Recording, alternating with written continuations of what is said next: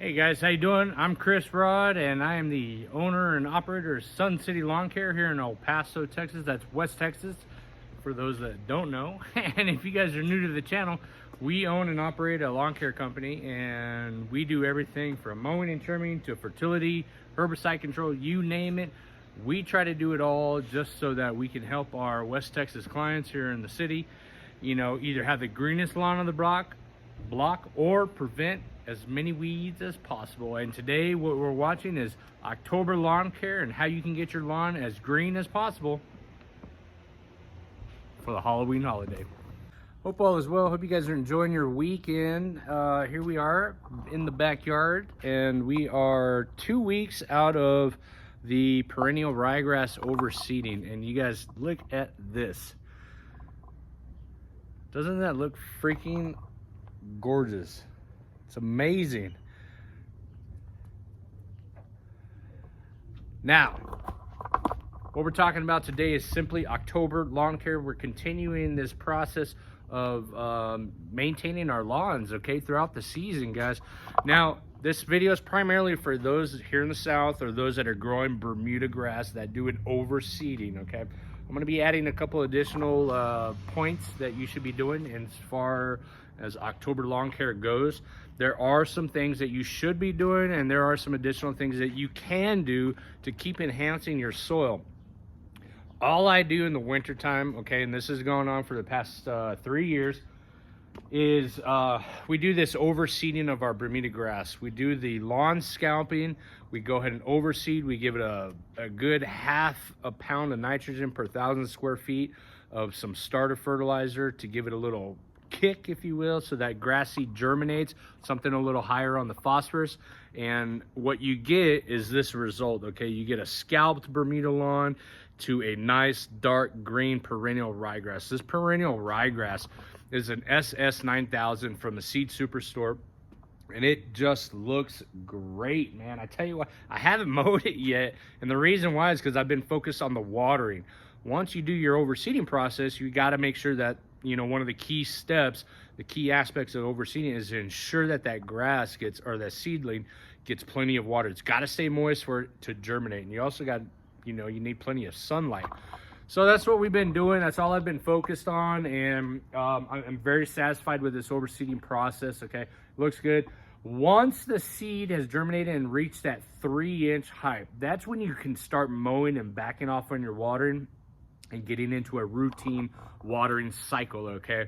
Now, if you've got some areas, and as I did the previous walkthrough of the corner spots along the house back there, if you've got some areas that haven't grown through or the seed just didn't germinate, and the reason why is because the sprinkler head's missing that far corner over here along the property, it just doesn't get wet, and I don't come out here to do that. So we may do a little overseeding. I just may let it do its thing, I'm all about just let the nature take over, and if you got germination, you got germination. If you don't, if you got plenty of time in your window, go ahead and overseed a little bit more. If not, just let it do its thing.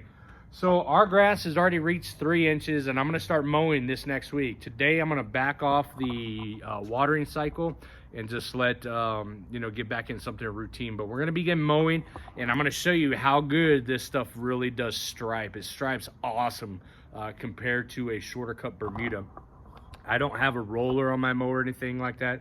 So the stripes that you see coming up are going to be a mower. It's going to be probably the Honda without a striping kit attachment, okay? But you let this grass get a little taller. You can also keep perennial ryegrass really short, but in the wintertime, I like to let it get a little taller, okay? In the season of Bermuda, I maintain a really short cut, 1/2 inch, 3/4 inch. But with this perennial rye, something about it that I like, walking on it, and it just feels amazing on the feet. It's really nice. Plus, here's another key aspect of keeping this grass type taller. If you got dogs and they're out there doing their business, if they do their, create some pea spots in for you, that taller grass kind of hides it when you're at eye level. So October lawn care, if you guys are growing perennial rye, you're doing your overseeding, what do we need to do after the seeds germinated, okay? And you've already done your fall fertilizer application, or you've done a fertilizer application during the overseeding process.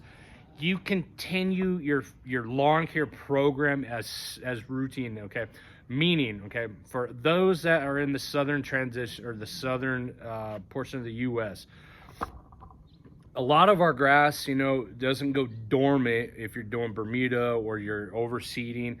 If it's overseeded, it's not going to go dormant. But if you got Bermuda lawn, typically around the end of November, 3rd to 4th week, especially here in El Paso, Bermuda grass goes dormant, right? Up until then, and I've already stated this in a previous video, you keep mowing as routine, you keep watering as routine.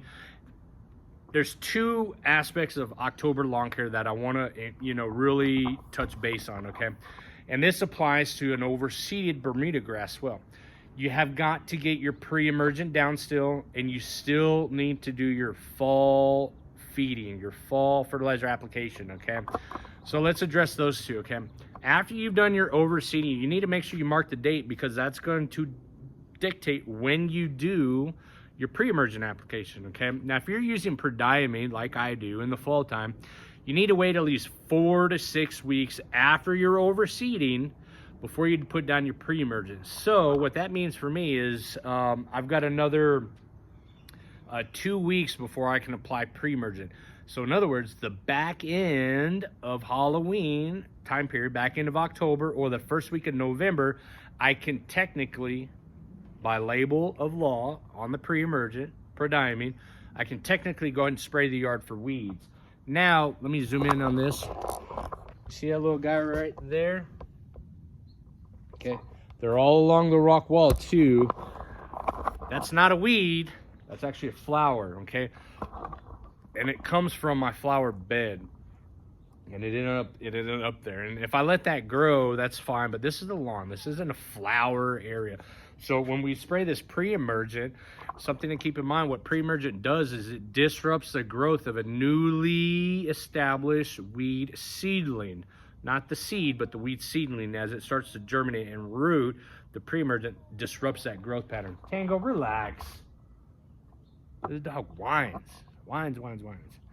So pre-emergent in the fall time is the beginning of lawn care season for the next season, the next growing season. It starts now. So whether you guys have an overseeded lawn, you got to wait at least 4 to 6 weeks with perennial ryegrass in the south. If you're up north and you've done some sort of overseeding, you need to wait at least 8 to 10 weeks, or you need to, you wait 8 to 10 weeks after your overseeding, or you get it done prior to your overseeding 8 to 10 weeks. Okay, there's a time period you got to do it.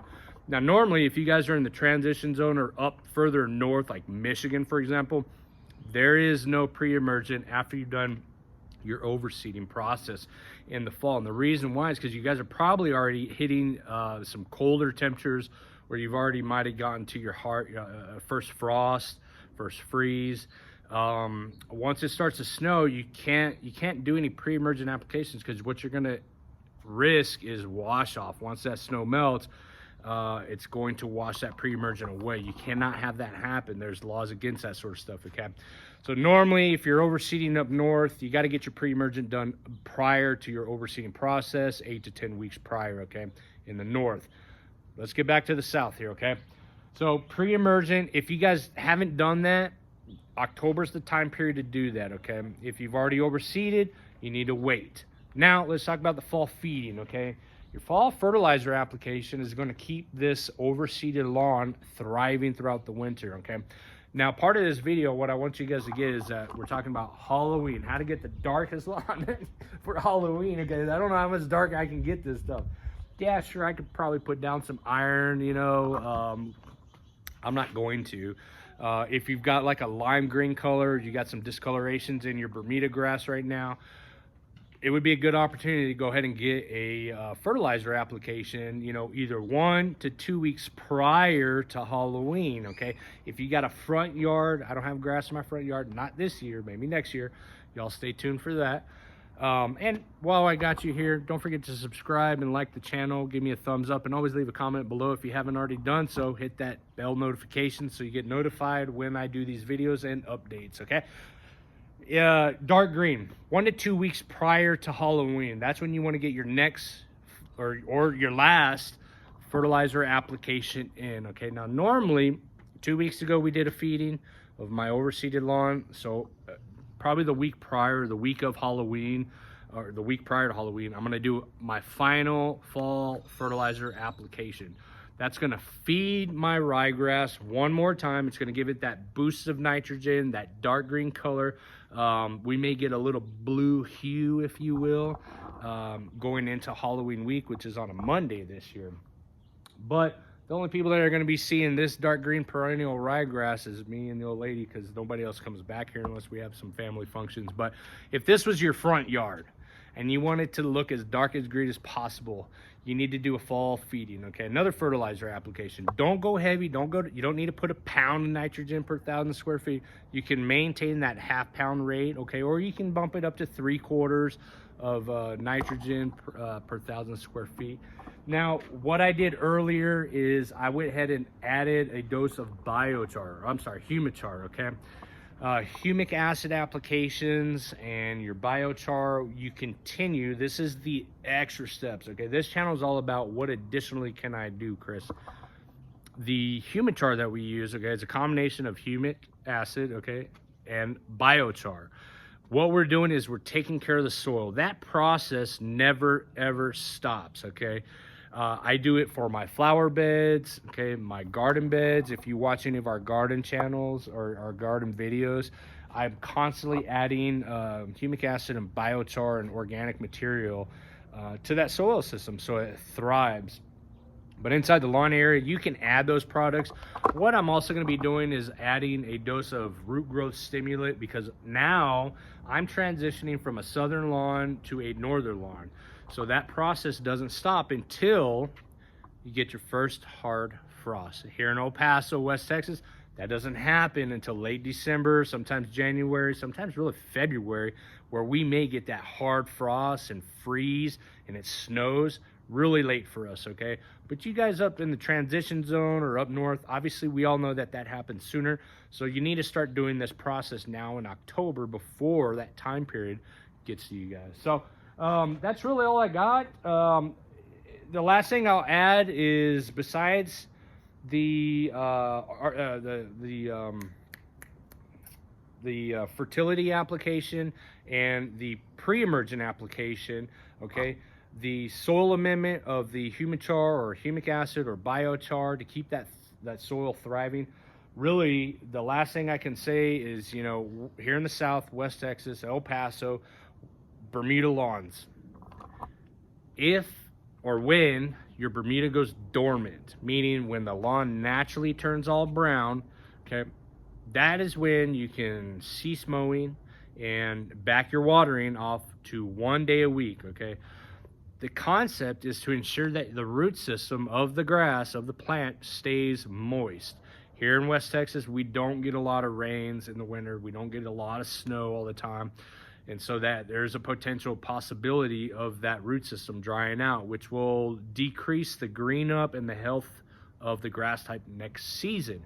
So again, once it turns dormant, you can back your watering off to 1 deep watering per week. Right now, you should still be doing 3 times a week, but in the fall time or the winter time, once it's dormant, go ahead and back off your watering, guys. It's safe to do that. You don't have to fertilize anymore. If you want to add some humic acid or some biochar, that's fine. Feed the soil, keep it healthy. Other than that, that's all I got for you guys. If you have any questions about my overseeding process or where I get any of our products, leave a comment below. I often do not leave links inside of the description, but I will respond to your comments as best and as soon as I can. If you guys are in El Paso and you guys want this done in your backyard, let me know sooner than later as well. Shoot me a direct message, find our website on Google or any of our social media platforms and shoot me a direct message that you are interested in having this done.